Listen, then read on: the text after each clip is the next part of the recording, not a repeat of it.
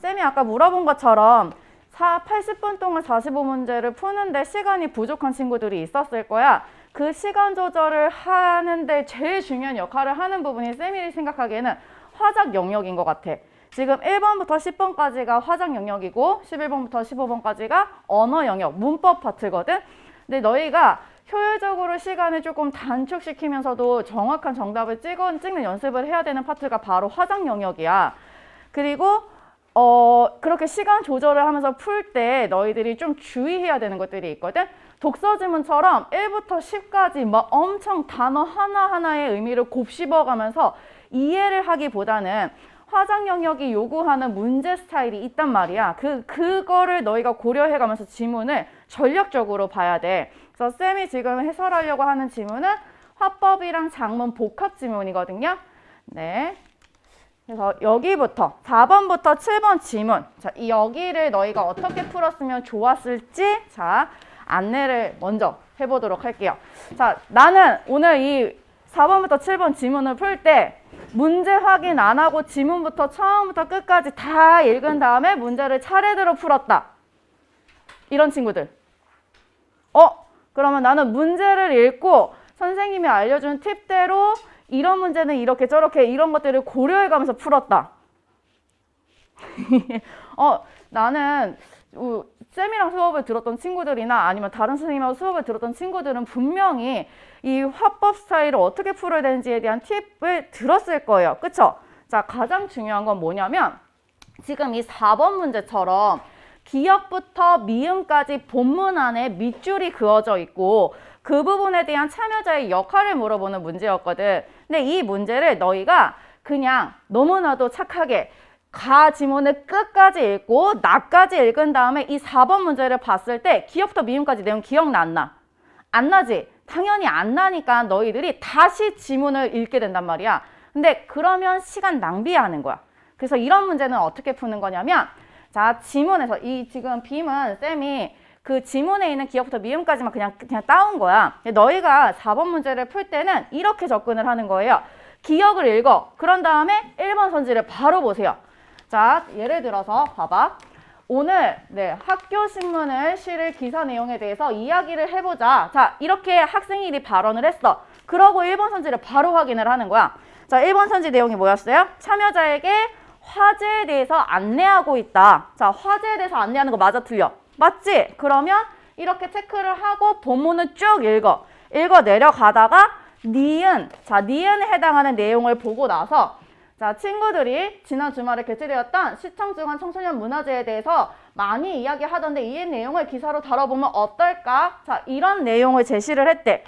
객관적 자료를 근거로 들어서 의견을 제시하고 있다는 2번 선지로 바로 넘어오는 거야.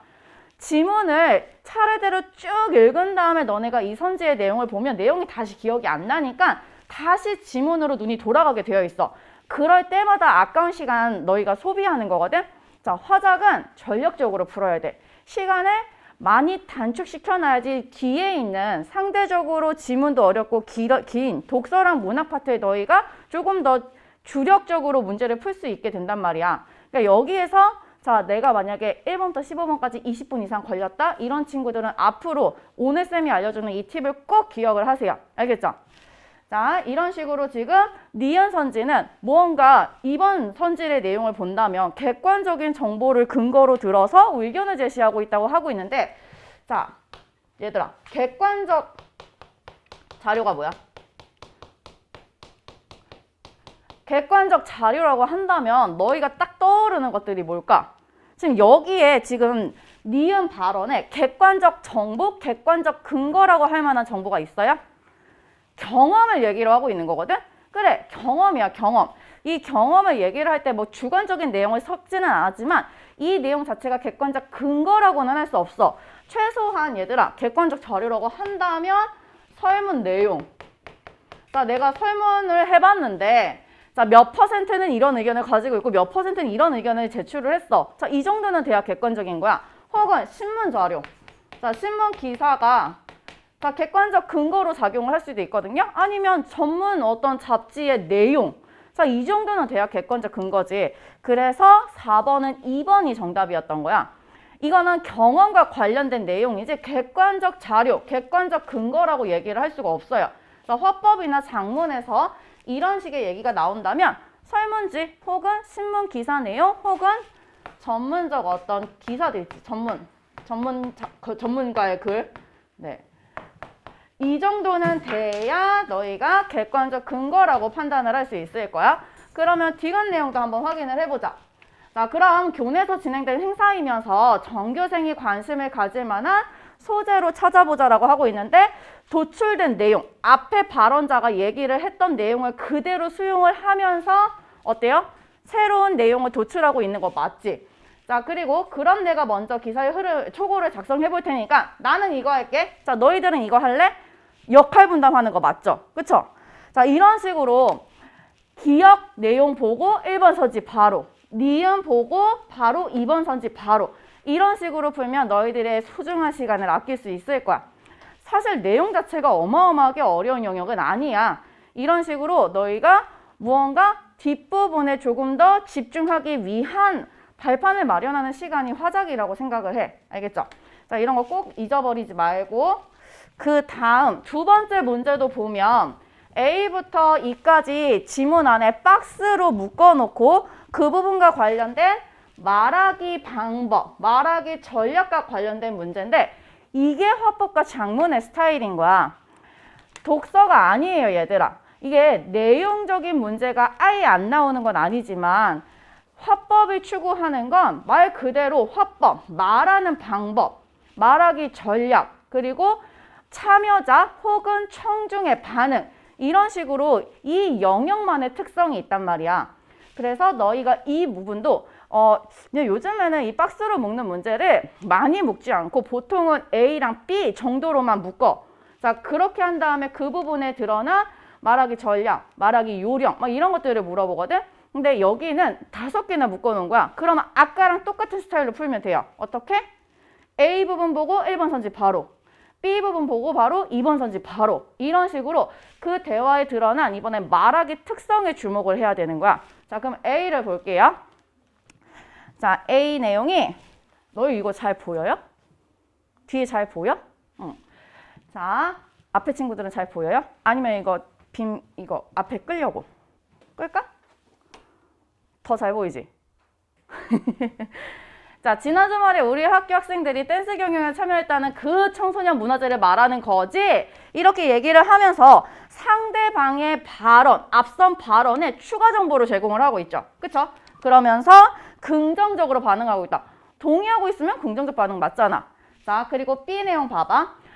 그렇긴 한데 교내에서 이루어진 교육활동이 아니라 우리 학교 신문의 내용으로는 적절하지 않은 것 같은데? 라고 얘기하면서 얘네가 교내 행사가 아닌 내용으로 학교 기사 내용으로 우리가 삼기에는 소재로는 부적절하다라는 새로운 의견을 얘기하고 있거든. 근데 일부는 동의하면서 자기의 의견을 내고 있어. 자, 어디서 확인할 수 있지?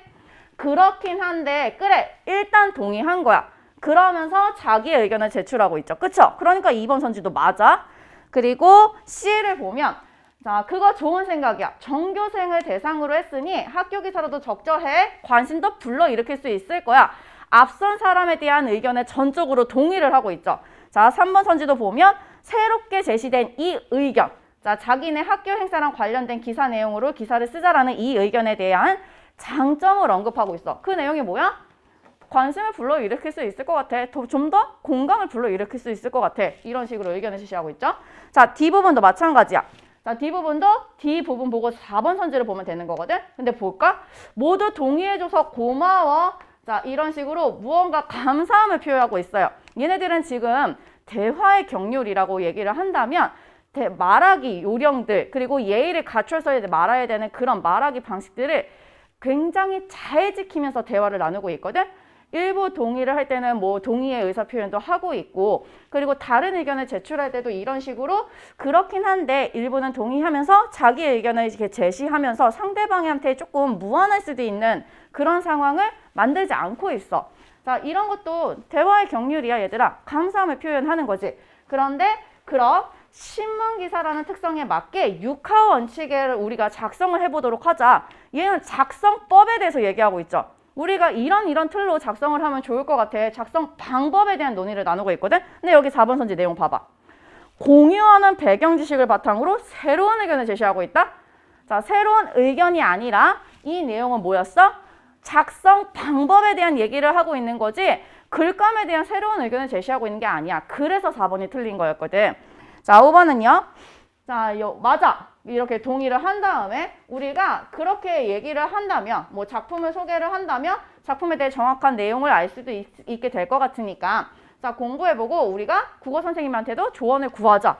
이런 식으로 자, 자신이 고안한 보완책에 대해서 그 보완책이 뭐야? 우리 국어쌤한테 뭐 조언을 구하자. 이런 식으로 자, 선지의 내용 하나하나를 비교해 가면서 그때그때 확인을 하는 거야. 알겠지? 자, 이런 식으로 풀어야지 박스 묶여있고 밑줄 그어져 있는 부분들을 끝까지 읽은 다음에 다시 읽으면 시간 낭비라고 했어요. 너희 3월 모의고사에 이런 식의 문제 나오면 그거 꼭 기억해서 반영해서 풀었으면 좋겠어. 자, 다음 내용은 7번이야. 네, 작문 문제는 보통 초고라는 전제를 주었을 때 고쳐쓰기나 보완하는 문제가 반드시 나오게 되어 있거든. 근데 이거는 조금 달랐어요. 이 앞선 글을 고쳐쓰거나 보완하는 게 아니라 일부 부분을 아예 빈칸으로 뻥 뚫어놓고 그 부분을 너희가 작문으로 메꿔보라는 거야. 자, 그럴 때 보통 보기에서 조건을 주거든요. 보기에서 조건 찾는 게 제일 중요해.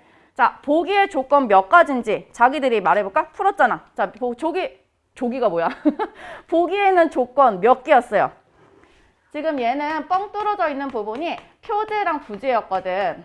자, 표제랑 부제에 넣어야 되는 내용 조건. 자, 몇 가지? 각각 2가지. 일단 표제의 역할부터 얘기를 했었거든. 자, 표제가 무슨 역할을 한대요? 전체 내용을 효과적으로 압축하고 있어야 된대. 그러면서 부제는 이 전체 내용에 대한 보완을 해야 된대요. 그리고 표제를 쓸 때는 어떤 표현법을 반영하래? 활유법. 자, 보통 작문 문제에서 이렇게 특정 부분에 대한 조건을 제시할 때 표현법에 대한 언급을 할 때가 있어요. 가장 많이 나오는 건 비유법인 것 같아. 자, 그 비유법 중에 하나가 활유법이야. 무생물한테 생명력을 부여하는 것처럼 표현하는 게 활유법이거든. 자, 그 활유법 찾아야 되고 그 2번째가 취지를 담아야 된대. 부제에는. 반드시 내용적인 조건, 자, 표현법적인 조건. 보통 이렇게 2가지를 제시하게 되어 있거든. 자, 그러면 여기서 가장 명확한 것부터 너네가 쳐내면 돼. 자, 활유법이 내용적으로 눈에 딱 띄니까 바로바로 확인이 가능하잖아. 자, 생명이 없는 대상한테 생명을 불어 넣어서 표현하는 방법이 활유법이라고 했어. 그러면 1번부터 5번까지. 자, 여기에서 활유법이 사용이 안 된 애들부터 걸러봐. 작가랑 만나다. 있어, 없어? 없지? 그럼 걸르고. 자, 가을밤의 따스한 손짓. 뭔가 활유법적인 것 같기는 같으니까 일단 체크해 놓고. 감성이 느껴지는 풍경. 있어, 없어? 활유법 관련 없지? 이런 식으로 뒷내용 볼 필요도 없어. 앞부터 먼저 걸러낸 다음에 그 다음에 보는 거야. 이런 식으로 시간 단축하는 거예요. 자, 우리 학교의 자랑스러운 문학의 밤. 여기에 생명력 느껴져, 안 느껴져? 전혀. 자, 문학의 숨소리. 좀 오바이긴 하지만 문학의 숨소리가 들리던 가을밤이래. 근데 너네 사실 이 활유법 부분을 체크를 하면서 벌써 답이 보였었어야 돼. 표제는 주제를 함축해야 되거든. 전체 내용을 담고 있어야 돼. 근데 지금 얘네들이 쓰고 있는 신문기사의 핵심이 뭐였어? 문학의 밤이야, 문학의 밤. 문학과 관련된 내용이 아니라면 활유법이 사용이 됐었어도 그건 정답이 될 수 없거든요. 자, 그러면 이건 답이 안 되지. 그냥 단순히 가을밤에 따스한 손짓이잖아. 문학이랑 관련된 활유법은 얘네. 그치? 자, 이런 식으로 확인한 다음에 혹시 모르니까 뒷내용까지 보는 거야. 자, 취지를 담았는지 봐봐. 마음의 휴식을 얻고 감상을 깊이를 더한 시간이래. 취지까지 담아냈네? 그러니까 5번. 이렇게 푸는 거지 너희가 1번부터 5번 선지까지 무조건 다 볼 필요 없어요. 그러면 시간 낭비하는 거야. 알겠죠? 자, 그 다음에 쌤이 또 준비한 건 언어거든, 언어. 그러니까 우리가 시간이 굉장히 막 여유로워서 이것저것 다 볼 수 있으면 좋을 텐데 쌤은 너희가 어려워할 만한 파트. 자, 아까 우리가 봤던 화법 장문 세트. 자, 그거랑 언어 몇 문제를 준비를 했거든. 그러니까 화법 장문 세트를 먼저 이야기한 이유가 있어요. 왜냐면 지문도 상대적으로 화법 단독 지문, 그리고 장문 단독 지문보다 길어. 그리고 화법과 장문을 동시에 물어보기 때문에 문제도 어려운 데다가 수능에서 오답률이 높은 파트가 바로 그 파트거든. 그러니까 너희가 그 파트를 읽을 때는 방금 알려준 팁들을 꼭 적용을 해서 시간도 효율적으로 활용을 하고 정확하게 문제 푸는 방법도 습득했으면 좋겠어. 알겠죠? 자, 이번엔 언어. 11번이야. 높임법 문제. 자, 지금 여기에서 쌤이랑 같이 수업하고 있는 친구들도 있어. 그래서 이번 주에 우리가 또 높임법이랑 시제 관련된 내용을 수업을 했었잖아. 쌤이 높임법 문제 풀 때 뭐부터 해보라 그랬어? 일단 높임 요소 찾고, 그치? 그런 다음에 그 높임 요소가 누구 때문에 사용이 되었는지를 판단해보라고 했지. 그대로 해보자. 왜냐면 이 문제가 딱 그걸 요구하는 문제였거든. 자, 높임 요소. 아버지께서, 자, 또 어딨어?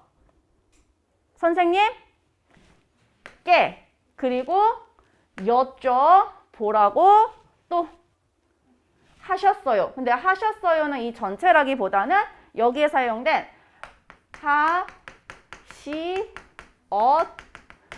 서, 요 중에서 딱 두 개만 높임의 요소지. 그치? 자, 높임의 요소는 어디 있어요? 시랑 요거든. 이 각각의 요소들이 누구 때문에 사용이 됐는지를 보면 주체, 객체, 상대를 찾는 거는 굉장히 쉬워져. 자, 일단 아버지께서 할 때 이 께서는 누구 때문에 사용이 되었어? 주어인 아빠 때문에 사용됐지. 그러면 얘는 무조건 주체 높임을 드러낼 거고, 자, 선생님께라고 얘기를 할 때에는 이 께가 선생님 때문에 사용된 거잖아. 그치? 여기서 선생님은 부사어거든요. 그러면 객체 높임이지. 이런 식으로 누구 때문에 사용했는지부터 찾는 거야. 자, 여쭈다는 선생님 때문일까? 아빠 때문일까? 자, 아빠가 나한테 물어봤어. 그러면 나한테 물어볼 때는 분명히 나한테 묻다라고 할 거거든. 그런데 선생님께니까 자, 선생님 때문에 여쭈다가 나온 거야, 얘들아. 이거 착각하는 친구들 되게 많거든요. 주의해야 돼. 여쭈다는 아빠 때문이 아니라 분명히 선생님 때문이야. 헷갈릴 땐 대상들을 바꿔봐. 알겠지? 자, 그러면 얘도 뭐야? 객체네. 자, 그리고 이제 시 찾아보자. 자, 시는 누가 하신 말씀이야? 누가 하신 말씀? 아빠가 하신 말씀이지. 그러니까 얘도 주체 높임. 그래서 이 선어말 어미를 뭐라고 불러? 주체 높임 선어말 어미라고 부르잖아. 자, 그리고 이 요는 누구 때문에 사용이 됐어? 말을 듣고 있는 사람. 그치? 그래서 얘는 상대 높임을 실현하고 있는 요소거든. 자, 여기에서 해설이 틀린 건 그래서 몇 번? 마지막 5번. 하다는 얘들아, 하다 자체가 높임의 의미를 가지고 있는 건 아니잖아. 깨까지는 괜찮거든? 근데 하다 자체가 높임의 의미를 갖고 있는 건 아니라서 틀린 거예요. 알겠죠? 자, 그리고 다음 문제. 자, 다음 문제는 시제랑 동작상이라는 건데 이것도 우리 이번 주에 수업 진행했던 내용이지. 그치?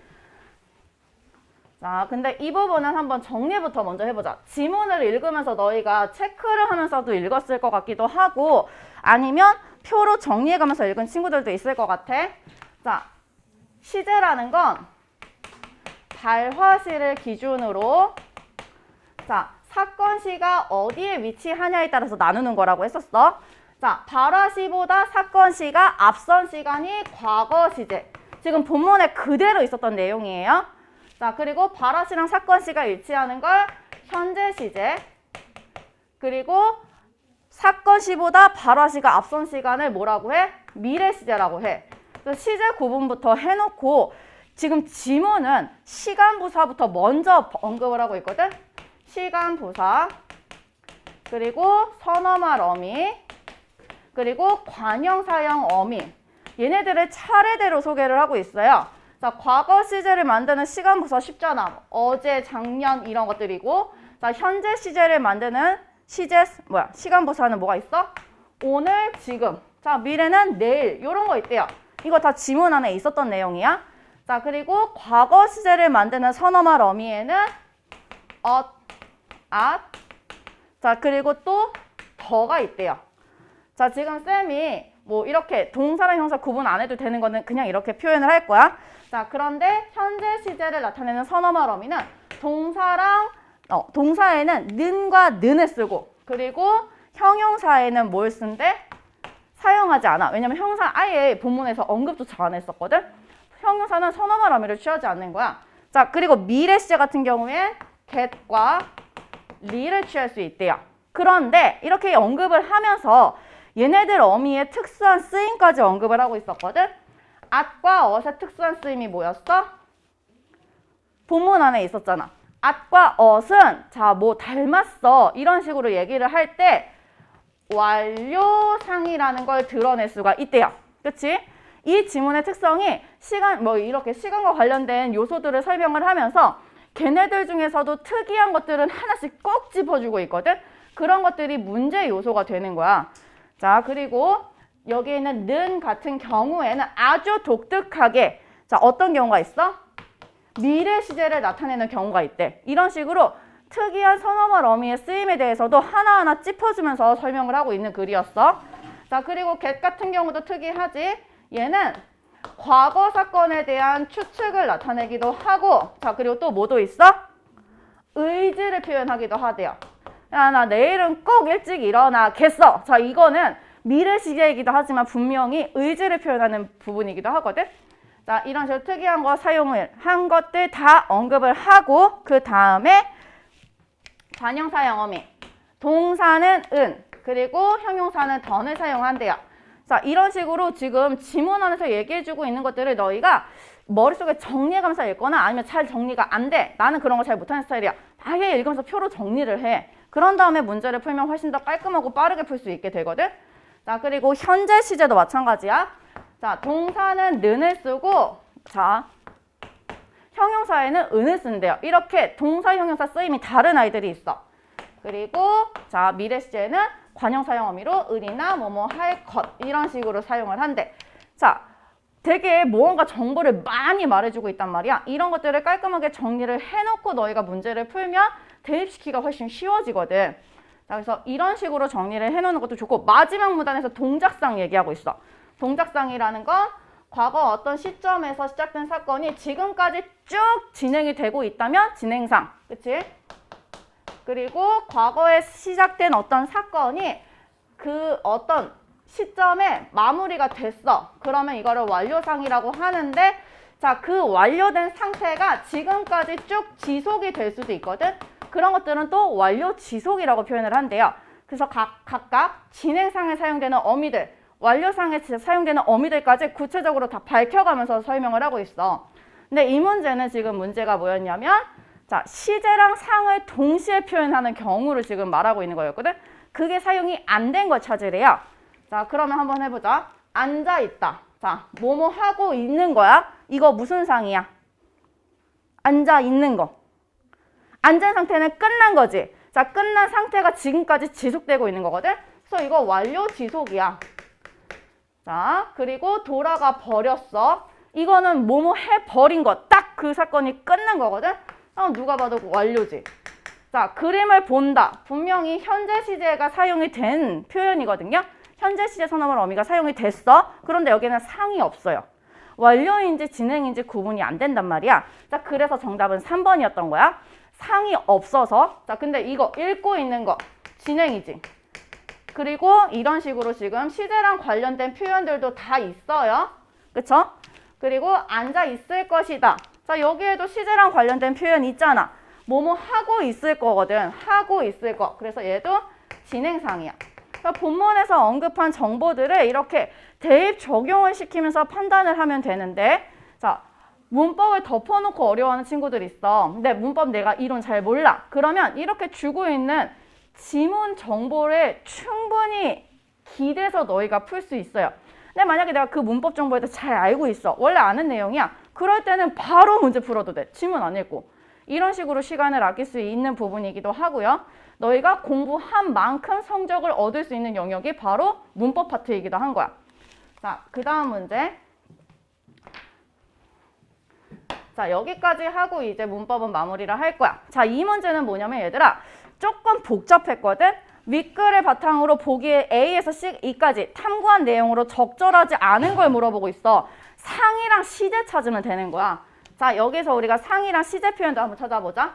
먹으면서 자, 뭐뭐 하면서야. 자, 이건 상이랑 관련된 거지. 그치?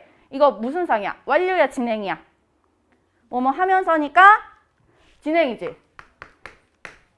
자, 그리고 아까 보니까 읽은 친구들이 시제 꽤 많더라. 이것도 시제랑 관련된 거지. 일단 읽은 친구, 뒤에는 친구 꾸미고 있으니까 관형사형 어미야. 말 끝에 있으니까 어말 어미인 관형사형 어미 맞지? 근데 시제가 뭐예요? 과거야, 과거. 이미 지나간 사건이거든. 자, 그리고 더도 마찬가지지. 지나간 사건에 대해서 얘기하는 거죠. 그래서 이것도 과거 시제. 그리고 나도 다른 친구들한테 듣고서 알게 되었어. 자, 듣고 나서 알게 된 거거든. 이 듣는 사건은 이미 끝난 거죠. 그래서 완료상이랑 관련된 표현이고, 자, 되었으니까 과거 시제. 자, 내일부터 도서대출 제도가 새롭게 시행된다고 하네. 자, 된다고 하네 할 때 니은이 이게 선어말 어미 니은이 들어간 거거든. 자, 선어말 어미 니은은 원래는 현재 시제야. 원래는 현재 시제. 근데 앞에 무슨 표현이 있었어? 물론 이거 명사거든. 여기선 뭐 명사거든. 근데 어쨌든 내일이잖아. 그러면 이거 현재 아니지. 여기에선 미래 시제를 나타내는 거지 현재 시제가 아닌 거야. 내일 일어나야 될 사건이거든. 그쵸? 그러니까 이거 현재 시제라고 하면 안 돼. 이런 식으로 특수한 쓰임들이 있단 말이야. 얘야 얘. 원래는 현재 시제를 나타내는 거지만 아주 가끔 특수하게 미래 시제 나타낸다고 했었지. 바로 얘야. 왜냐면 내일 일어난 사건이었으니까. 시간부사가 있으면 시간이 되게 확실해지거든요. 이런 식으로 여기에선 미래 시제를 나타내는 거였어. 자, 자세하게 내용을 살펴볼 수 있겠다. 자, 여기에 보면 리을이라는 어미가 들어가 있어. 자, 이 리을은 뭐야? 리을은 미래에 일어날 사건에 대해서 얘기하는 거지. 자, 그래서 미래 시제. 그럼 선지 내용 봐봐. 이렇게 보기 내용부터 정확하게 분석해놓고 선지를 봐야 되는 거지. 그냥 쪼르륵 읽기만 하고 선지 보게 되면 너네 보기 계속 읽게 된다. 그러니까 보기부터 정확하게 분석한 다음에 선지 보세요. 자, 으면서는 동작이 진행되고 있으면 알려준다. 맞지? 진행상. 자, 니은과 덜을 통해서는 사건 시가 발화 시보다 앞선대. 사건 시가 발화 시보다 앞서 있어. 무슨 시제? 과거 시제. 그러니까 이거 맞지? 과거 시제. 자, 뭐뭐 하고서는 동작이 이미 완료되었음을 나타낸대요. 완료되었으니까 완료. 맞지? 응. 자, 그리고 니은을 통해서는 사건 시와 발화 시가 일치한대. 사건 시, 발화 시 일치하는 건 현재 시제였어. 그런데 여기에서는 특이하게 미래 시제로 표현한 거였지. 그러니까 4번이 오다. 분명히 니은이 현재 시제 선어말 어미가 맞아. 맞는데 여기선 특이하게, 그리고 본문에서도 언급했어. 분명히 미래를 나타낼 때가 있다. 자, 이런 예외였고, 개수를 통해서는 발화 시가 사건 시보다 앞서 있대요. 그러니까 미래 시제에 대한 얘기 맞지? 그래서 답은 몇 번? 4번. 자, 이렇게 되는 거야. 그래서 오늘은 문법을 시제랑 관련된 조금 다소 어려운 내용일 수 있을 것 같아서, 그리고 상대적으로 의문의 변동과 관련된 문제들이 지난번에 비해서는 조금 쉬운 편이었거든요. 그래서 쌤이 준비한 건 여기까지야. 그래서 잠깐 있다가 자, 조금 있다가 문학 해설을 시작할 거예요.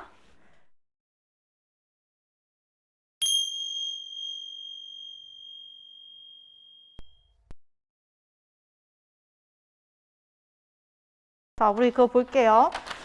22번부터 26번 할 건데 고전시가잖아, 문학이잖아. 선생님 고전시가랑 그리고 문학 풀 때 어떻게 풀려고 했지? 뭐 먼저 확인하라고 했어요? 에이, 문제 먼저 확인하고 그리고 보기 먼저 확인하라고 했죠. 왜냐면 보기가 이 작품이 뭐다라는 주제 같은 거를 알려주는 힌트가 된다고 했지. 그리고 또 뭐 보라고 했어?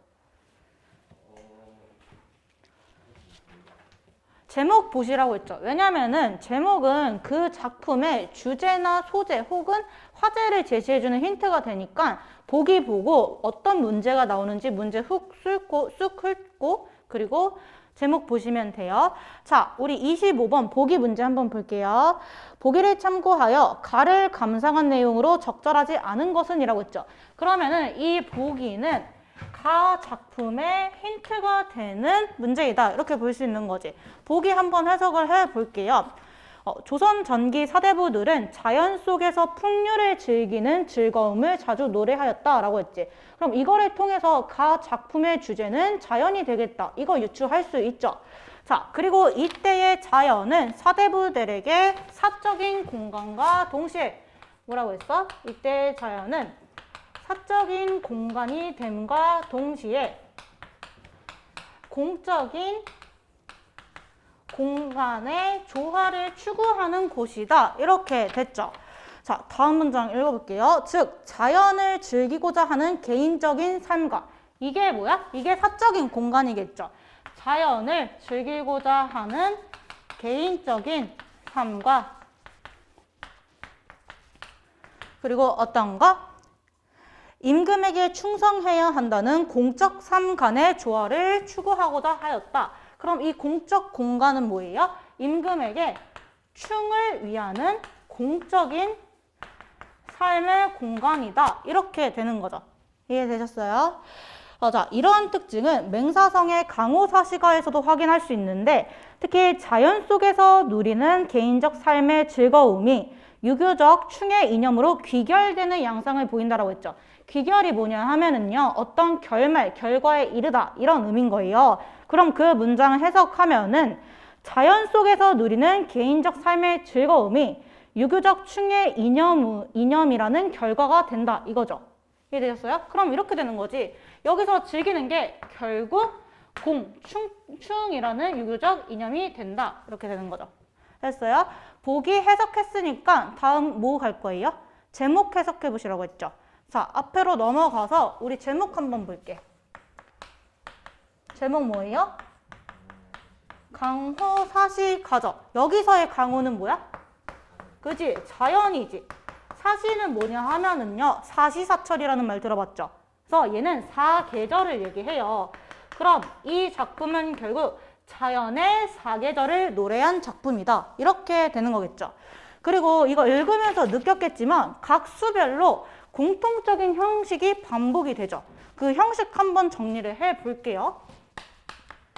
강호에 모모가 드니 모모이다. 초장 이렇게 되죠. 그리고 중장은 반복되는 것 없이 쭉 이렇게 되죠. 그리고 종장은 또 어떻게 반복돼요? 이 몸이 모모 하옴도 역구는 이셨다. 이렇게 되는데요. 이 역구는 있잖아요. 얘 고전시가에서 되게 관념적으로 많이 나오는 단어예요. 뭐냐 하면 그것 역시 군은 임금이에요. 임금의 뭐야? 은혜예요. 그럼 내가 이렇게 하옴도 임금의 은혜이시다 이렇게 되는 거죠. 그러면은 이 형식이 계속 반복되는데 반복되면서 바뀌는 것들이 있잖아요. 그 바뀌는 거 한번 확인해 볼게요. 예, 강호에 봄이 드니 여름이 드니 가을이 드니 이렇게 되지. 얘 뭐야? 계절을 얘기하는 거지. 그치? 그리고 이 옆에는 그 계절에서 즐기는 흥취를 얘기하는 거예요. 했어요? 그리고 중장은 뭐예요? 이 계절에서 흥취를 느끼고 그리고 내가 구체적인 생활이 어떻게 되는지 이야기해주고 있어. 됐어요? 그리고 마지막은 뭐야? 내가 이렇게 한가한 것도 그리고 서늘하게 지내는 것도 그리고 따뜻하게 지내는 것도 즉 뭐예요? 내가 이렇게 사는 모습도 누구의 덕분이래요? 임금님의 은혜 덕분이다. 이렇게 되는 거죠. 그리고 선생님이 이거 강호 뭐라고 했지? 그치? 자연이라고 했지? 그러면은요, 우리 보기 해석한 거랑 이 구조랑 연결되지 않아? 보기에서 뭐라고 했어요? 자연에서 즐기는 개인적 삶이 충이라는 유교적 이념, 즉 공적 삶이랑 연결된다. 이 얘기했죠. 자, 얘 볼게요. 내가 이렇게 사는 것도 어디서? 자연에서 이렇게 사는 것도 누구 덕분이라고 했어? 임금님 덕분이라고 했죠. 얘가 뭐야? 얘가 보기에서 말하는 사적 공간인 거겠죠. 그치? 근데 이렇게 사는 것도 누구 덕분이다? 임금님 덕분이다. 이렇게 되는 거 있죠. 보기랑 작품에서 반복되는 형식의 구조가 일치하는 거 확인할 수 있죠. 자, 그러면은 이거 구조 잡았으니까 디테일한 내용 한번 볼게요. 강호의 봄이 드니 미친 흥이 절로 난다. 미친 흥이라는 거는요, 주체할 수 없는 흥이 절로 난다. 탕료 개변에 금린어가 안주로다. 자, 우리 탕료 개변이랑 금린어 한 번만 동그라미 쳐볼게요. 자, 탕료 개변에 금리너가 안주로다라고 했어. 자, 탕류 개변 어렵게 생각하지 마시고요. 시냇가에서 막걸리를 마시면서 노는 거라고 생각하면 돼. 근데 그때 안주가 뭐래? 금리너래. 근데 얘 지금 자연에서 술 마시면서 놀고 있잖아. 그 모습이 되게 화려하게 놀고 있어. 탕류 개변 막걸리랑 금리너 되게 소박한 음식으로 즐기고 있는 거죠. 그거 기억하시고 일단 종장 갈게요. 이 몸이 한가하옴도 내가 이렇게 한가하게 여유롭게 지내는 것도 누구 덕분이래요? 임금님 덕분이다. 이렇게 되는 거죠. 강후에 여름이 드니 초당에 일이 없다. 우리 초당 동그라미 한 번만 쳐볼까요?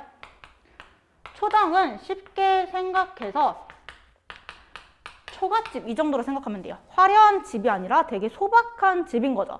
이 초당에 일이 없다라는 거는 부정적인 의미의 일이 없다는 게 아니라 한가롭고 여유롭다. 이거 얘기하는 거예요. 유신한 강파는 보내나니 바람이로다. 강파가 뭐냐 하면은요. 강파는 강 물결이에요. 그럼 유신한 의리가 있는 강의 물결이 보내나니 보내는 것이 바람이다 라고 했죠. 이거 해석 조금 부자연스러운데 설명해 줄게요. 자, 여름은 계절적 배경이 지금 여름이잖아. 되게 무더운 날씨인 거지. 근데 그 와중에 강에서 부는 바람은 비교적 시원하겠죠. 그걸 누가 보내고 있어? 강파가 보내고 있죠. 그럼 나를 이렇게 시원하게 해주는 강파인 거잖아. 그래서 유신한, 의리가 있다. 이렇게 표현한 거예요. 이해되셨어요? 그럼 이게 종장이랑도 바로 이어지는 거지. 이렇게 내가 선을 하옴도 여름이지만 서늘하게 시원하게 지내는 것도 역구는 임금의 은혜 덕분이다. 됐어요? 그럼 여기서 표현법 하나 보고 가자면은요. 지금 강파 보고 의리가 있다라고 했죠. 무슨 표현법? 의인법 쓰인 거 확인할 수 있죠. 됐습니까? 자, 강후에 가을이 드니 고기마다 살쪄 있다. 그럼 얘는 뭐예요? 가을의 풍요로운 자연의 모습을 보여주는 거죠. 소정에 금을 실어 흘리 띄어 던져두고 우리 소정 동그라미 한 번만 쳐볼까요? 작은 배에 그물을 띄어 흘리두고 왜? 위에서 고기마다 살쪄 있다고 했잖아. 그래서 그거 잡아야지.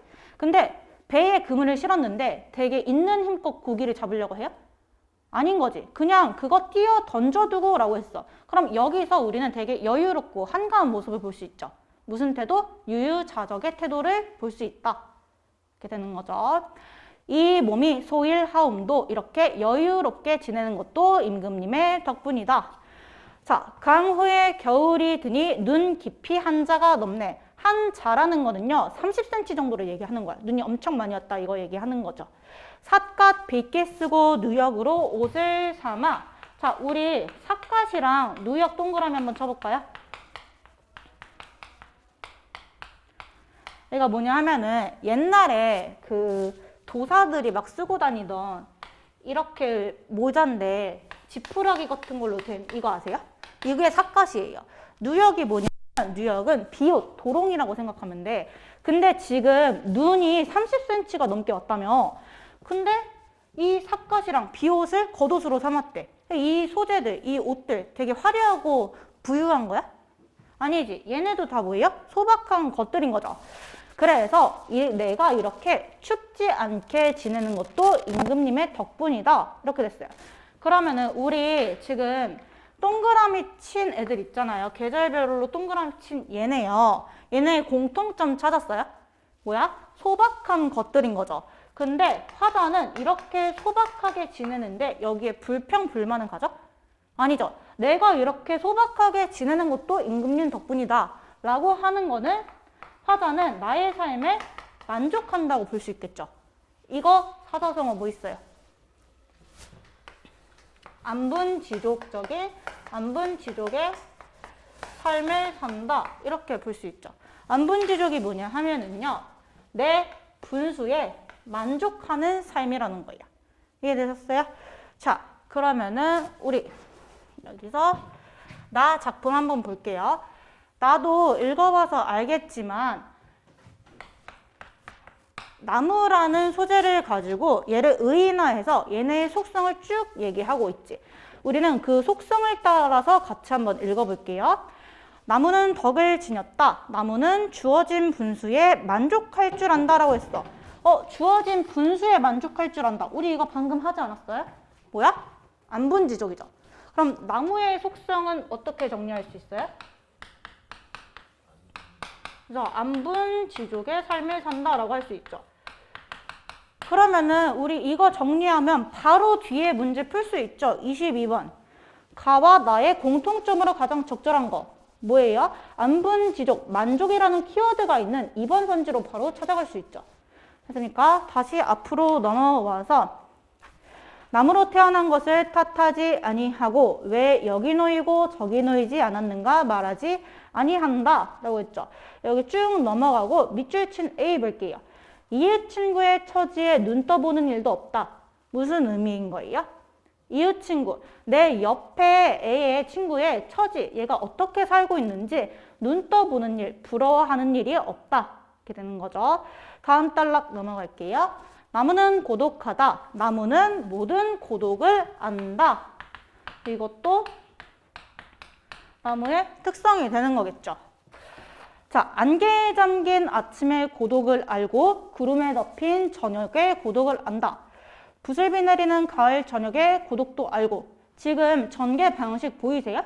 뭐뭐도 알고, 뭐뭐도 알고. 어떤 고독도 알고, 어떤 고독도 안다. 이런 거죠. 얘 뭐야? 지금 고독의 종류를 열거하고 있죠. 그래서요. 그래서 거기 마지막에 그러면서도 나무는 어디까지든 고독에 견디고 그리고 즐기고 이긴다. 이렇게 되는 거겠죠. 다음 단락 볼게요. 나무에 아주 친구가 없는 것은 아니다. 달이 있고 바람이 있고 새가 있다.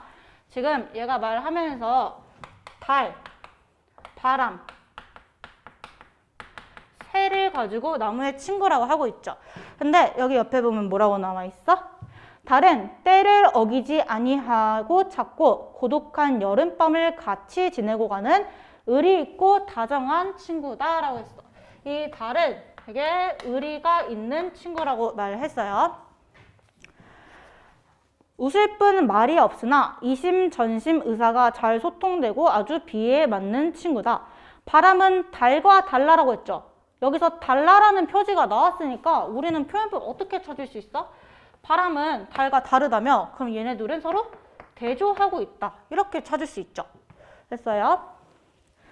아주 변동 많고 수다스럽고 믿지 못할 친구다. 대조라는 걸 알았는데 얘네가 대조되는 속성도 말해줬지. 얘는 뭐예요? 믿지 못하는 친구다. 이렇게 되는 거죠. 자, 자기 마음 내키는 때 찾아올 뿐 아니라 어떤 때는 소삭소삭 알랑거리고 어떤 때는 난데없이 휘갈기고 또 어떤 때는 공연히 뒤틀려 우악스럽게 남의 팔다리에 생채기를 내놓고 달아간다.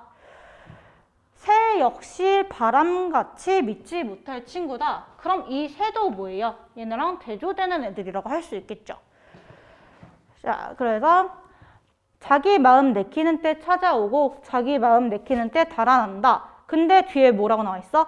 그러나 가다 믿고와 둥지를 틀고 지쳤을 때 찾아와 쉬며 푸념하는 그게 귀엽다라고 했죠.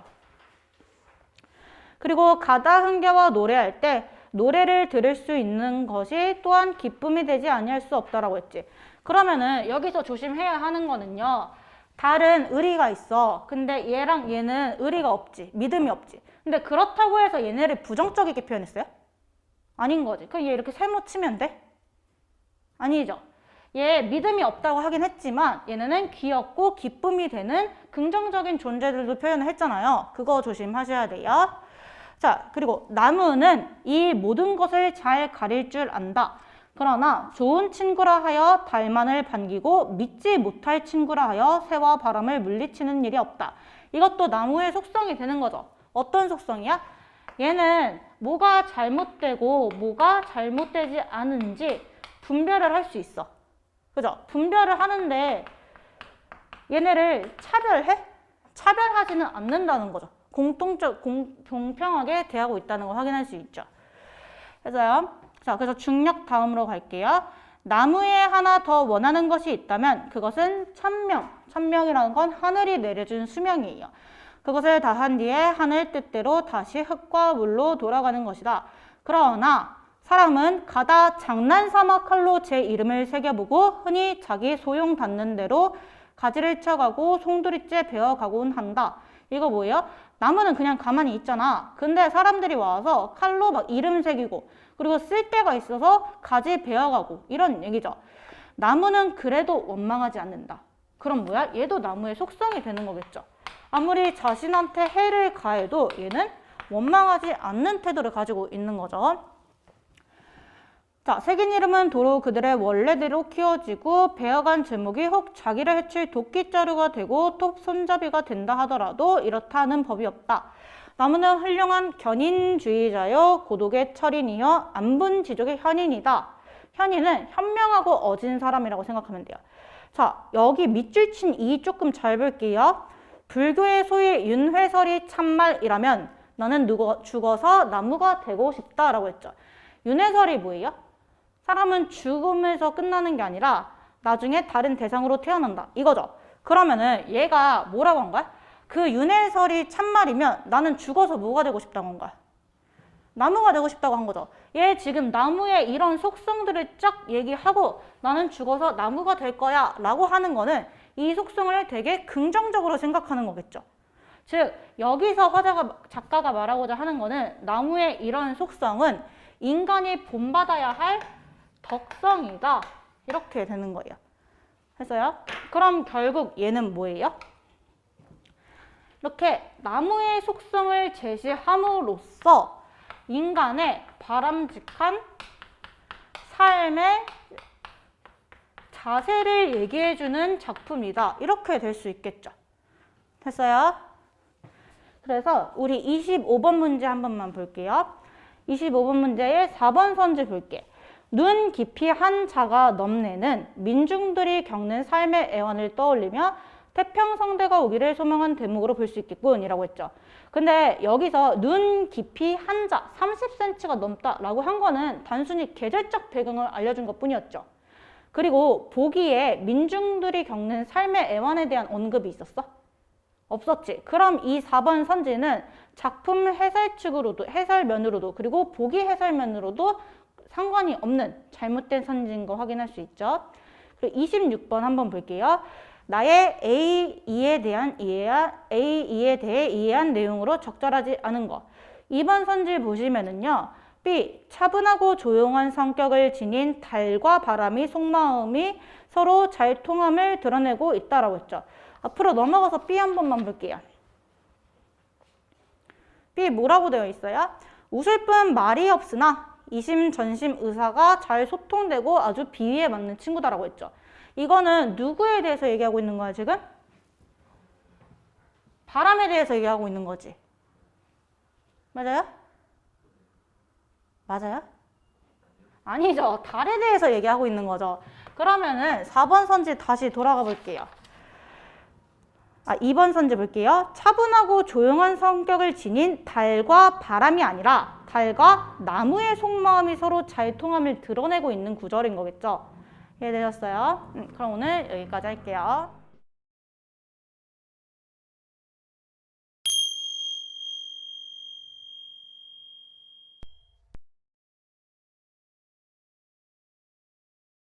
자, 우리 독서 지문 4개 나와 있었거든? 지문이 혹시 독서 지문 중에 조금 어려운 거 있었던 친구 있었어? 내가 봤을 때에는 1차에서 학평 특강을 했을 때와는 다르게 이번 독서 지문은 개수가 많은 것 뿐이지 지문의 길이나 지문의 난이도가 크게 어렵지는 않았어. 근데 지문마다 개성이 뚜렷했었기 때문에 일단 지문 뭐가 나왔는지 4개 펼쳐보고 그리고 각각의 문제 유형 살펴보면서 너네들이 이런 유형을 만났을 때 어떻게 대처를 해야 되는지 그거 중심으로 해설을 하도록 할게요. 이해됐어요? 됐어? 자, 그러면 우리 첫 번째 독서 지문부터 좀 봐보도록 하자. 얘들아, 첫 번째 독서 지문은 뭐야? 칸트 나오는 지문 있었죠? 16번부터 18번까지 칸트가 나오는 독서 지문이 하나 있었어. 자, 요거부터 보도록 하자. 칸트 지문.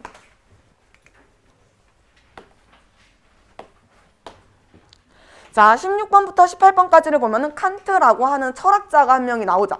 자, 얘는 그러면은 우리가 무슨 영역의 지문이다 라고 했을 때 인문 영역의 지문이에요. 인문이라고 하는 주제를 갖고 있는 거야. 근데 인문 중에서도 철학 지문입니다. 그러니까 철학 사상가, 철학자가 등장을 하는 철학 지문이거든. 우리가 이런 철학 지문을 읽을 때에는 단 하나만 기억하면 돼. 요지를 파악하세요. 얘들아, 요지라고 하는 게 뭐야? 중심 내용을 얘기하는 거야. 철학가가 나오는 지문에서는요, 너네들이 반드시 해야 되는 게 이 철학가가 말하고자 하는 중심 내용이 무엇인지를 정리해야 돼요. 왜 그러냐면은 철학 지문에서 가장 빈번하게 출제가 되고 있는 게 이 중심 내용과 관련한 문제들이 항상 출제가 되거든. 예를 들어서 17번 문제 봐봐. 자, 17번 문제 같은 경우에는 기억에 대한 설명을 찾는 거였어요. 이 기억에 대한 설명으로 적절한 것을 골라라 라고 했을 때 요거는 무엇을 의미하는 거냐? 칸트가 말한 핵심 내용이 무엇인지를 파악해야 돼. 이해돼? 이 17번 문제 같은 경우가 바로 중심 내용을 바탕으로 문제를 풀어내는 거였어.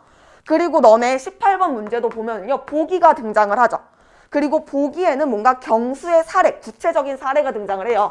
이 구체적인 사례에 지문의 내용을 적용해보는 문제 유형이었어요. 이런 문제도 풀기 위해서는 가장 먼저 해야 되는 게 중심 내용을 파악했어야 했던 그런 문제였어. 자, 어쨌거나 철학가가 나오면 뭐 하라고? 이 철학가가 무슨 말을 했는지 그걸 중심으로 파악을 해야 돼. 여기서는 그래도 철학가가 한 명밖에 등장을 안 했죠. 자, 근데 우리 실제 모의고사나 수능에서는요, 한 명만 등장하는 게 아니라 적어도 3명 이상은 등장할 거거든. 그렇기 때문에 누가 무슨 말을 했는지는 반드시 정리를 해야 된다, 이 얘기야. 자, 그 다음에 넘어가서 19번부터 21번 문제. 자, 19번부터 21번 문제는요, 자, 이거를 뭐라고 요약을 해야 될까 고민을 많이 했어. 그냥 과학지문이라고 할래. 자, 19번부터 21번은요, 과학에 관련된 지문이에요. 그죠? 근데 그 내용을 살펴보면은 뭔가 흐름대로 설명을 하고 있거든? 여기서 어떤 흐름이 나와? 뭐 예를 들어서 식후에는 인슐린을 증가시켜서 이렇게 저렇게 해서 당을 조절한다. 공복에는 이런 과정을 통해서 당을 조절한다. 이런 내용들이 나오고 있잖아. 이것처럼 과학 지문 같은 경우에는 어떤 과학의 이론을 제시하거나 아니면은 뭔가 작용하고 있는 과정을 설명하는 글이 굉장히 많거든요. 그래서 우리가 과학 지문을 읽을 때에는 내용과 정보 간의 관계를 파악하면서 읽어야 돼. 과학 지문을 읽을 때에는 정보 간의 관계를 파악하면서 문제를 읽으셔야 돼요. 여기서도 역시나 여러 가지 정보들이 등장을 하고 있었고 그 정보들이 어떤 흐름을 가지고 어떻게 연결됐는지를 이으면서 연결을 시키면서 읽어야지 지문의 내용이 한눈에 보일 수 있는 거였거든. 그렇기 때문에 정보 간의 관계를 파악하면서 읽어야 돼. 자, 얘와 관련해서 어떤 문제들이 나왔었냐면요, 20번 그 다음에 21번. 자, 요 두 문제가 나왔었어요. 20번 같은 경우에는요, 이 문제 유형을 정리해보면은 뭐 반응의 적절성을 파악하자 요런 문제인데, 요런 문제야. 반응의 적절성을 파악해보는 문제야. 근데 단순하게 얘기하면은요, 그냥 보기에 적용해보는 거예요. 보기에 지문 내용을 적용해보는 그런 문제가 20번이었어. 그리고 21번 또한 역시 보기에 있는 이 내용에 지문의 내용을 적용해보는 요런 문제였어요. 20번과 21번 모두 다 보기에 지문 내용을 적용해보는 스타일이었어. 이런 문제를 풀 때에는 정보 간의 관계를 중심으로 문제를 푸셔야 되는 거예요. 됐어요? 지금 그냥 전체적인 틀만 열어놓고 있는 거야. 자, 그 다음에 또 가보자. 어떤 문제 나왔었지? 그 다음에는 화재 감지기에 대한 지문이 나왔었죠. 자, 그 다음에 출제가 됐었던 거는 화재 감지기에 대한 설명이었어. 여기서 말하고자 하는 건 뭐였어요? 화재 감지기의 작동 원리에 대해서 물어보고 있는 거였지. 자, 이것처럼 뭐 화재 감지기니 뭐니 이런 것들은 다 우리가 기술 지문이다 라고 얘기를 하거든. 기술 지문에서 가장 자주 출제가 되는 거는 작동 원리를 물어보는 거야. 그렇기 때문에 어떤 기계의 작동 원리를 너네가 명확하게 설명할 수 있어야 돼. 근데 이 작동 원리라고 하는 것도 결국에는 뭐로 이어지는 거냐면은 정보 간의 관계를 파악하는 걸로 이어져요. 작동 원리라고 하는 게 뭐야? 단계별로 무언가 거쳐간다는 거잖아. 그렇기 때문에 정보 간의 관계를 파악하는 걸로 연결될 수가 있는 거야. 얘와 관련해서 어떤 문제가 나왔었냐면은 32번 봐봐. 32번, 31번. 31번과 32번에 있는 문제 있죠. 얘네들이 모두 다 정보 간의 관계, 작동 원리에 대한 이해가 있어야지만 풀 수 있는 문제였어요. 자, 그 다음에 넘어가서 하나가 더 있었지. 뭐야? 34번부터 38번. 법과 관련된 지문이었죠. 얘는 법과 관련한 지문이었어. 자, 이 법과 관련한 지문은요, 우리가 사회 영역의 지문이다 라고 얘기를 해요. 사회 영역의 지문인데 법 하면은 우리가 뭘 중심으로 봐야 되냐면은 개념을 중심으로 봐야 돼.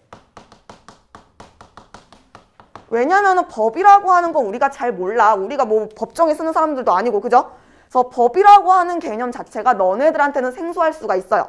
그리고 모르는 단어들이 굉장히 많이 출현을 하거든? 그렇기 때문에 각 단어들에 대한 개념 정리를 해야 돼. 이해돼? 그래서 이런 것들을 중심으로 조금 영역마다 주의 깊게 봐야 되는 부분들이 있어요. 그래서 그 부분들에 대해서 한 번 더 자세히 보도록 할게요. 자, 일단 칸트 지문 다시 가봐봐.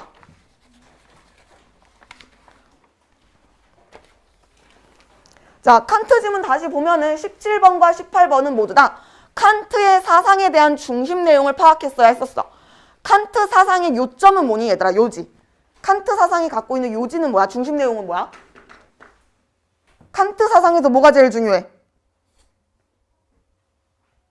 뭐가 제일 중요해? 한 줄로 요약을 해봐. 자, 이거 너네가 지문을 읽을 때 정리가 돼야 돼. 이게 정리가 안 되면 나중에 안 풀려, 결국에는. 계속 왔다 갔다, 아니, 풀긴 하겠지. 근데 시간이 많이 걸려요. 그래서 지문 한 번에 읽을 때 똑바로 읽어야 되는 거거든. 그래서 이 지문을 한 번에 읽을 때 칸트가 말하고자 하는 말을 바로 찾을 수 있었어야 했었어. 자, 칸트가 말하고자 했던 바는 뭐냐면요. 동기가 더 중요하다는 거야? 결과가 더 중요하다는 거야? 뭐가 더 중요하다는 거야, 결국에는? 결과야? 어떤 행위의 결과가 중요해? 동기가 중요해? 동기가 중요하다라고 했던 게 바로 칸트였어요. 결과에 따라 이게 적절하다, 바람직하다, 바람직하지 않다라고 하는 거는 잘못된 생각이라고 얘기를 했어. 오히려 동기 그 자체에 도덕성이 있다라고 얘기를 했었죠. 그래서 너네가 글을 읽어나가면서 아, 칸트라고 하는 사람은 결과보다 동기를 중시했구나. 그러니까 17번의 답이 1번일 거 아니야. 그지? 우리는 뭔가 결과에 따라서 선과 악을 판별을 했었대. 하지만 칸트는요, 결과에 따라 판별하는 게 아니라 그 자체의 동기, 내재적 목적을 중심으로 생각하라라고 얘기를 했었거든. 이 중심 내용이 잡히지가 않았으면은 17번에서 무엇을 말하고자 했는지가 안 보였을 거야. 그래서 중심 내용을 파악하는 게 중요한 이유가 얘 때문에 그래요. 이런 것들 때문에. 자, 그리고 18번도 봐봐. 보기에 대한 칸트의 생각으로 적절하지 않은 것은 이라고 얘기를 했죠. 자, 이렇게 보기라고 하는 구체적 사례에 적용해보라 라는 문제가 나오면은요, 보기의 내용을 정리할 수 있어야 돼. 보기의 내용을 정리해야 돼. 자, 보기에서 나오고 있는 이 사례는 뭐야? 경수가 거짓말을 했죠. 맞아요. 경수가 거짓말을 한 게 포인트야. 자, 근데 왜 거짓말을 했어? 민서가 처벌을 받을까봐 거짓말을 한 거죠. 결과를 중심에 두고 거짓말을 한 거지. 칸트의 입장에서는 이 거짓말은 옳은 거짓말이야, 바람직하지 않은 거짓말이야. 바람직하지 않은 거짓말이다 라고 얘기를 하겠죠. 그 생각이 연결이 돼야 돼. 칸트와 관련된 이 지문을 읽고요. 보기의 지문을 읽었어. 그랬을 때 보기에서 지금 거짓말을 하고 있네. 근데 이 거짓말은 결과를 추측하고 내세운 거짓말이네. 그러니까 칸트는 이 거짓말을 바람직 않다고 보겠구나. 요거를 너네가 보기를 읽으면서 생각을 해야 됐었어요. 이해돼요?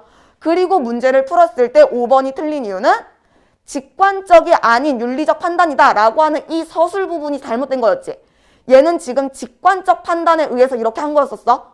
근데 이 내용 또한 역시 칸트라고 하는 이 사람의 사상을 너네가 사상에서의 핵심이 무엇인지를 파악해야 이 지문도 풀릴 수 있었던 거야. 자, 그리고 부차적으로 하나 더 하자면은요. 우리 16번 문제 있잖아. 16번 문제 같은 경우에는요. 내용 전개 방식을 물어보는 문제였어. 자, 16번은 내용 전개 방식을 물어보는 문제였었어요. 얘 같은 경우는 글을 전체적으로 조망해보고 그냥 고르면 돼. 이런 문제들은요, 그냥 글의 전체적인 내용을 조망하고 보면 되는 거예요. 그래서 얘는 별로 그렇게 어렵지는 않았을 거야. 그리고 칸트라고 하는 이 사람의 사상을 이해하는 게 좀 힘들었지, 문제 자체도 어렵지는 않았어. 문제 자체를 꼬아내지는 않았어. 왜 그래? 왜 이렇게 꼬아내지 않았어? 이 칸트라고 하는 이 사람의 사상을 정리하는 게 더 어려웠었거든. 이게 사상을 정리하는 게 어려우면 지문 문제는 쉬워져요. 문제는 쉬워져. 오케이? 그래서 너네들은 이걸 꼭 기억을 해야 돼. 중심 내용 파악하기. 이해됐어요? 자, 그 다음에 다시 신진대에서 나오는 이 과학지문 갔을 때, 과학지문 갔을 때 내가 정보 간의 관계를 반드시 파악하라 라고 얘기를 했었죠. 예를 들어서 이거야. 첫 번째 단락을 봐봐. 얘들아, 첫 번째 단락을 보면은요, 사람의 에너지라고 하는 게 어떻게 된대요? 사람의 에너지라고 하는 게 글리코겐의 형태로 어디로 저장된대? 글리코겐의 형태로 간과 근육세포에 저장이 된다라고 얘기를 하죠. 자, 글리코겐의 상태로 간과 근육세포에 저장된다고 얘기를 했어. 그리고 남은 잉여 에너지가 있을 거래요. 잉여 에너지가 있을 거야. 이 잉여 에너지는 어디로 저장돼? 지방세포에 저장이 된다라고 얘기를 하죠. 맞아요. 지방의 형태로 지방세포에 저장된다고 얘기를 하잖아. 그러면서 뭐라고 얘기하냐면 얘네들이 이제 에너지로 활용이 될 거야. 에너지로 활용될 때 간에 있는 게 먼저 에너지로 활용될 거고, 그 다음에 근육세포에 있는 게 에너지로 활용될 거야. 그리고 마지막으로 지방에 있는 지방세포들이 에너지로 활용된다라고 얘기를 하죠. 이런 식으로 내가 지금 간단하게만 도식화를 한 거거든? 이거는 내가 실제로 문제를 풀면서 도식화한 내용이에요. 수업할 때는 물론 한 번 더 정제된 상태를 보여주기는 해. 근데 지금 너네한테 중요한 거는 지문을 읽을 때 정보 간의 관계를 파악하는 걸 봐야 되는 거잖아. 그래서 그냥 내가 날 것을 보여주는 거야, 지금. 날 것을 보여주고 있는데 첫 번째 단락을 읽고 이게 니네 머릿속에 들어왔어야 했었어. 이해돼? 첫 번째 단락을 읽고 첫 번째 단락에 있는 내용들이 이렇게 정리가 돼야 했어. 그냥 글을 선형적으로 읽을 게 아니라 이 한 단락의 중심 내용이 무엇인지를 요약적으로 파악을 해야 돼. 그러기 위해서 이런 메모하기와 같은 연습을 좀 하셔야 해요. 얘네들이 바탕이 돼야지만 정보 간의 관계를 더 쉽게 파악할 수 있는 거예요. 됐어요? 자, 어쨌거나 20번이나 21번 같은 경우는 모두 다 정보 간의 관계를 중심으로 물어보는 문제들이었기 때문에 잘 정리를 해야 했었어. 특히나 20번 문제 봐봐. 20번 문제라고 하는 것도 결국 내가 보기에 적용해보는 문제다라고 얘기를 했었잖아. 그죠? 보기에 적용해보는 문제였는데 이렇게 보기가 나온다? 그럼 항상 앞에 했었던 것처럼 이 보기의 내용을 정리할 수 있어야 돼, 얘들아. 보기에서 말하고자 하는 말을 명확하게 찾을 수 있어야 돼요. 보기의 내용은 뭐야? 한 실험 과정에 대해서 얘기하고 있는 거였죠. 하나의 실험 과정에 대해서 얘기를 하고 있었는데 이 실험의 과정들이 되게 여러 가지였잖아. 그 여러 가지 과정과 결과에 대해 정리를 해야 했었고 이 실험 결과가 시사하는 바가 무엇인지를 너네가 파악을 해야 했었어. 이런 것들이 다 정리하는 거야. 항상 내가 얘기를 하지만 독서 지문을 읽을 때 그냥 이렇게 읽으라는 게 절대 아니야. 이렇게 읽으면 너네 머릿속에 하나도 안 들어와. 진짜 하나도 안 들어와. 그러니까 지문을 읽을 때 계속 정리하고 중심 내용 파악하고 정보 간의 관계 파악하고 이 연습을 계속 해야 돼. 이해돼요? 여기서 20번 문제에서 지금 4번이 답이라고 얘기를 했었잖아. 그죠? 4번이 답인 이유는 뭐예요 도대체? 왜 4번이 답이야?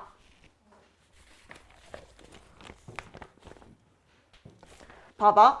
어떤 쥐가 있었어. 그죠? 이 쥐에는요, 정상적인 호르몬을 갖고 있었어. 그지? 자, 이 쥐를 그냥 몇 주야?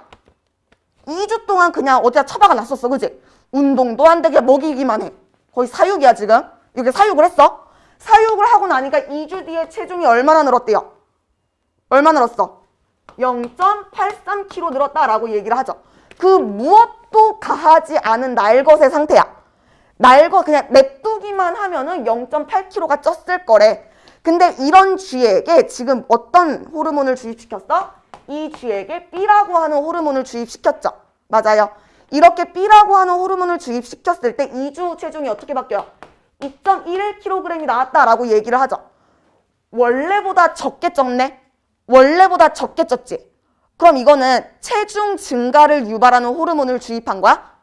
아니야. 원래보다 적게 체중이 늘었으니까 체중 증가를 유발하는 호르몬이 아니었던 거야, B는.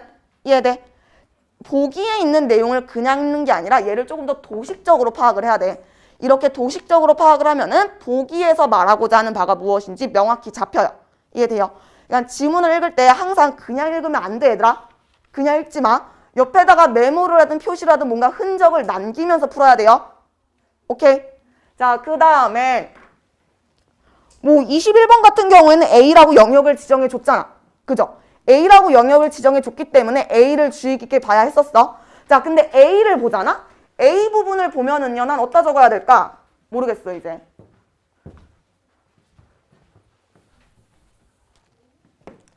자, 거기 보면은 21번 같은 경우에는 A라고 영역을 지정해 줬잖아. 근데 A에 있는 내용을 보면은요, 서로 상반된 인슐린과 호르몬의 이름을 까먹었어. 인슐린과 뭐냐? 고마워. 글루카곤. 인슐린과 글루카곤. 자, 인슐린과 글루카곤이라고 하는 두 가지 호르몬에 대해서 얘기를 해요. 얘네들의 기능은 서로 상반됐었지, 그지? 서로 상반된 기능들을 소개하는 게 A였어요. 그럼 각각의 내용을 정리해야지. 각각이 작용하는 그 과정을 너네가 정리를 해야 돼. 이해돼? 각각이 작용하는 과정을 정리하면서 문제를 풀었어야 했었어. 오케이? 그래야지 21번 문제도 비교적 쉽게 풀 수 있었다. 요 얘기고요. 자, 넘어가서 화재 감지기 가보자. 사실 얘 지문이 제일 깔끔해. 문제를 풀기에도 얘가 제일 깔끔했어. 앞에 있는 이 두 지문은요, 어쨌거나 글의 내용을 처음부터 끝까지 읽어야 돼. 순서대로 쭉 읽어야 돼. 자, 근데 얘 같은 경우는요, 문제도 되게 센스 있게 잘 냈고요. 되게 풀기가 쉬운 문제였어. 왜 내가 풀기가 쉽다라고 얘기를 하냐면은 지문의 내용이 쉬워서가 아닙니다. 지문의 내용이 쉬워서가 아니라 내가 선별해야 되는, 내가 주의 깊게 봐야 되는 정보들 있죠. 그걸 선별 정보라고 얘기를 해볼게요. 내가 주의 깊게 봐야 되는 정보들. 그 주의 깊게 봐야 되는 정보들에 대해서 명확한 표지를 통해 제시하고 있었어요. 이 선별 정보들을 어디다가 둬야 되는지, 우리가 포커스를 어디다 맞춰야 하는지 문제에 명확히 제시를 하고 있었거든. 예를 들어 이거야. 30번 문제 가봐. 30번 문제에 보면은요, 선지에서 정온식 감지기, 열 감지기, 정온식 감지기, 차동식 감지기, 광정식 감지기라고 명확하게 용어를 제시해줬죠. 그럼 우리는 지문을 읽어 나가면서 요 단어들이 나올 때마다 선지와 지문의 내용을 번갈아 보면서 풀면 되겠지. 이해돼요? 그리고 31번 봐봐. 31번은 가부터 다에 대한 설명이야. 가나 다 밑줄 쳐져 있는 부분 찾아야 돼. 두 번째 단락과 세 번째 단락에 가나 다가 있었어.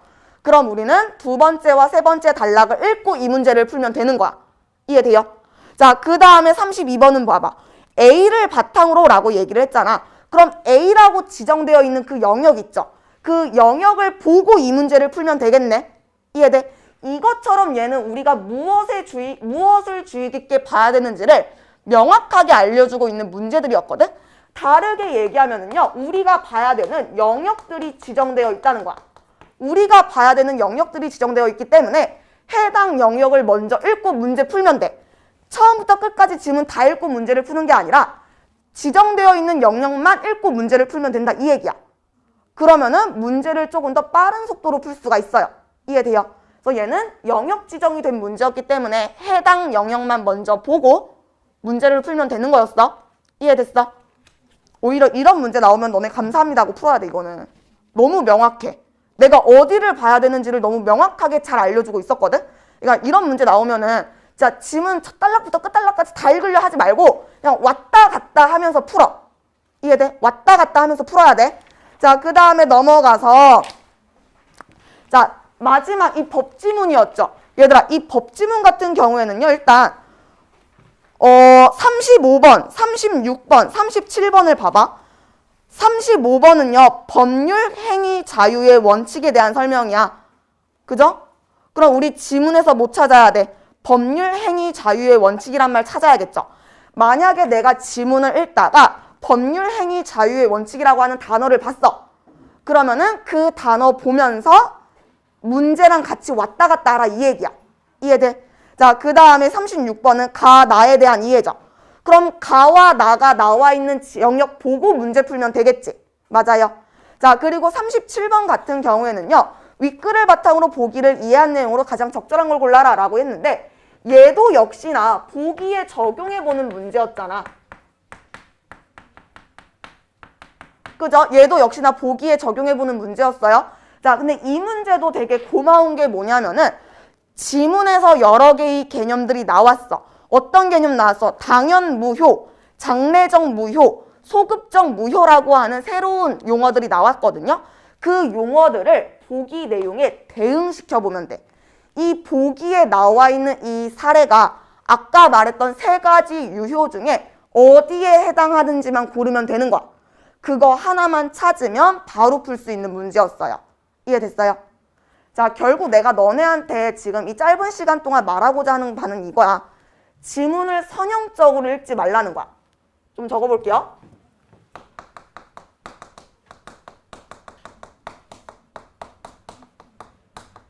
자, 선형적으로 읽기를 금지하지 말아야 돼요, 너네들은. 자, 선형적으로 글을 읽는다는 거는 아까도 얘기했지만 그냥 이렇게 글을 읽어 나가는 거야. 이거 하지 마. 이거 나중에 어차피 도움 안 돼, 얘는. 선형적으로 읽는 게 아니라 구조적으로 읽으셔야 돼요. 글의 내용을 구조적으로 읽어야 돼. 이 구조적으로 읽는다는 게 지금은 되게 추상적이야. 근데 이거 하나만 지키면서 연습하자.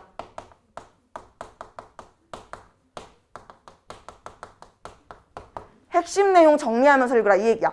구조적으로 읽으라는 거는 글을 그냥 읽으라는 게 아니라 너네가 이 단락마다 글을 읽어 나갈 때 2단락의 중요한 내용은 뭐지? 3단락의 중요한 내용은 뭐지? 이런 식으로 핵심 내용을 정리하면서 읽으라는 거예요. 이해돼요? 자, 그리고 두 번째. 분명 반드시 보기 문제는 반드시 나와. 독서에서 이 문제 안 나올 리가 없어. 지문이 3개로 엮여 있으면 3개에서 다 보기 문제가 나올 거야. 적용하기 문제는 반드시 출제될 수밖에 없거든. 이런 적용하기 문제, 보기 문제를 만나면은 보기의 내용도 정리를 하셔야 돼. 보기의 내용 정리하시고요. 보기에서 말하고자 하는 그 핵심을 찾으셔야 돼요. 근데 이걸 그냥 찾는 게 아니라 지문의 내용과 연결시키면서 읽어야 돼. 여기에 나오는 보기는 분명 지문과 관련된 보기야. 그렇기 때문에 보기의 내용을 정리하고 핵심 내용을 찾아 나가면서 지문과 연결시키세요. 아, 지문에서 이런 말을 했었는데 그 말과 얘가 연결이 되는구나. 이런 용어를 얘기했었는데 그 용어에 대한 구체적인 예시가 보기겠구나. 이런 식으로 연결 지어야 돼. 이해돼? 그래야지 어떤 문제가 나오더라도 푸는 게 쉬워집니다. 됐어요? 이해됐어? 응? 나 요즘에 환청이 자꾸 들려가지고요. 누군가 나를 부르는 줄 알았는데 아무도 나를 안 불렀네요? 자, 어쨌거나 내가 너네한테 하고 싶은 얘기는 저 2개였어, 사실은. 구조적으로 읽으시고요. 보기의 내용 정리하면서 읽으셔야 돼요. 제발 아직까지 2학년 선배들 중에서도 이거 선형적으로 읽는 애들 되게 많거든? 지금부터 습관 잡으세요. 이거 처음에 습관을 어떻게 잡아 놓느냐가 되게 중요해. 그러니까 처음부터 그냥 글 자꾸 너네 하듯이 읽으려고 하지 말고 제발 구조적으로 읽어. 글 읽을 때. 제발. 핵심 내용이 뭔지 정보 간의 연결고리를 파악하면서 읽어야 돼. 이해돼요? 그래야지만 지문을 풀고 문제를 풀 때 조금 더 편해질 겁니다. 됐어요? 그래서 오늘은 우리가 특강은 여기까지 진행을 할 거고요. 혹시 독서에서 개인적으로 궁금한 거 있었던 친구들은 와서 나한테 질문하면 돼요. 알겠죠? 그래서 일단은 3시간 동안 고생 많았고 얘들아, 첫 모의고사 제발 버리지 마. 그 첫 모의고사는 너네에게 어떻게든 도움이 될 거야. 그러니까 아무렇게나 보려고 하지 말고요. 정성을 다해 봐주시길 바라요. 알겠죠? 그리고 오늘 모의고사 푼 거 가지고 가서 집에서 한번 고민해봐. 제발 고민해. 나는 이걸 왜 이 답으로 찍었을까? 근데 왜 답지에서는 제가 답이라고 할까? 고민해. 해설지 그냥 읽는 거 아니야. 먼저 고민해야 돼. 알겠죠? 먼저 고민하고 그 다음에 해설지를 보면서 내가 어디를 잘못 생각하고 있었는지를 파악해. 내가 이 개념을 몰라서 이 지문을 잘못 봤구나. 혹은 내가 사고가 난 인과관계를 A에서 B라고 봤는데 해설지에서는 A에서 C로 보고 있구나. 이런 식으로 내가 무엇을 잘못 파악하고 있는지 무엇을 잘못 파악하고 있는지를 파악하셔야 돼요. 그게 교정이 되지 않으면 3년 내내 진짜 개고생합니다. 파악하셔야 돼. 알겠죠? 자, 그래서 오늘은 여기까지 하도록 하고요.